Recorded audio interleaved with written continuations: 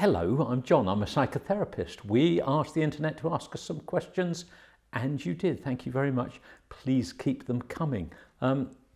Any questions to do with mental or emotional health? Let me just have a look. Oh, short, blunt, to the point. I think my son is autistic. How can I be certain, and how can I find out? It's a huge subject, autism, and there is very little agreement really on what may be the cause of autism, and try not to think of as autism as something you can specifically diagnose. There's no blood test for it, but it is often the starting point, put it that way, is what's called the triad of impairment, and that's really what I'm looking out for in people. An impairment is such an unfair and probably unjust term, because lots and lots of people on the autistic spectrum have abilities and all sorts of talents that I just don't, that a neurotypical person like me would find very difficult to comprehend. So what's the triad of impairment? Firstly, it talks about social and communication difficulties. Does the person concerned have difficulty fitting in, reading situations, reading people? Do they take everything literally? Do they get distressed when and not feel a sense of belonging? There's a very wide array of things which may present as having social and communication difficulties. The next is a rigidity in thought and behaviour.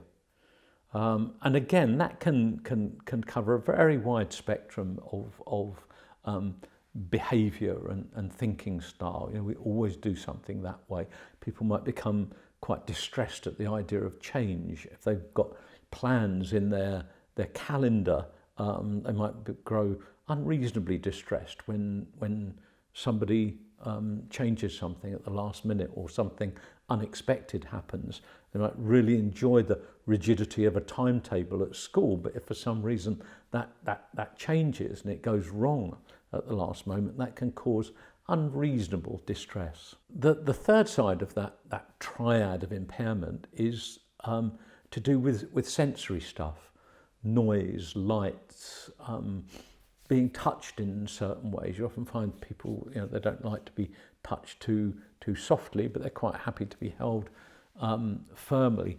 Temple Grandin, who famously brought about a lot of publicity about the whole business of autism, invented her own machine which gripped her tightly and put her at her ease and allowed her to settle down.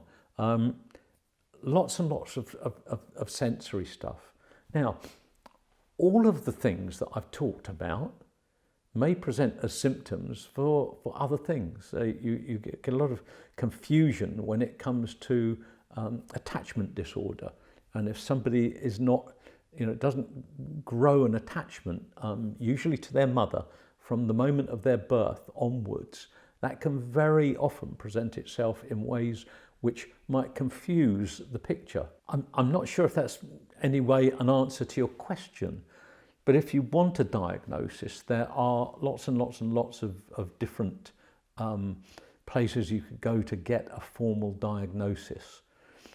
However, it's really worth stopping and asking if the person is likely to benefit from having a formal diagnosis. What that's going to mean to them. For instance, it may well be a benefit to somebody in the workplace because there is legislation in place to ensure that workplaces take somebody's autism and autistic tendencies and difficulties into account in terms of the conditions under which they ask them to work, and that they make particular allowances for them. Some people may just not want that kind of label and may find it unhelpful. Some people, it just is the answer to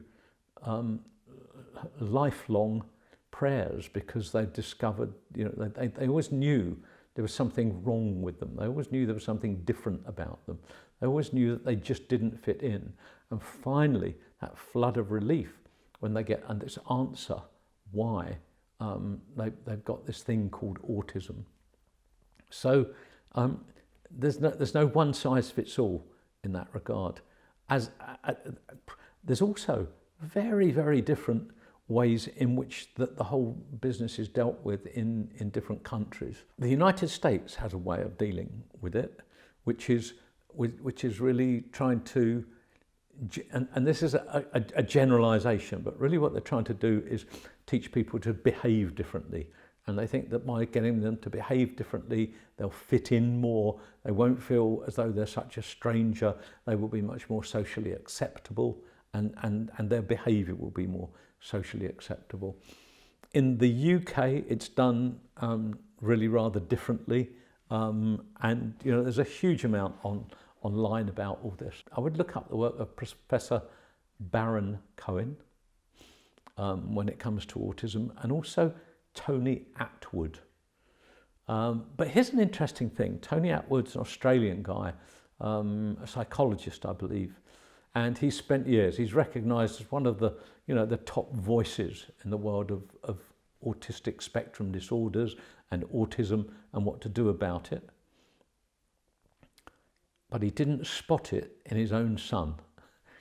And it was only when his son, I believe, was in his 30s and had been in all sorts of problems in his life, difficult issues to deal with, drugs involved, the law involved, that Tony Attwood finally noticed some things in his son.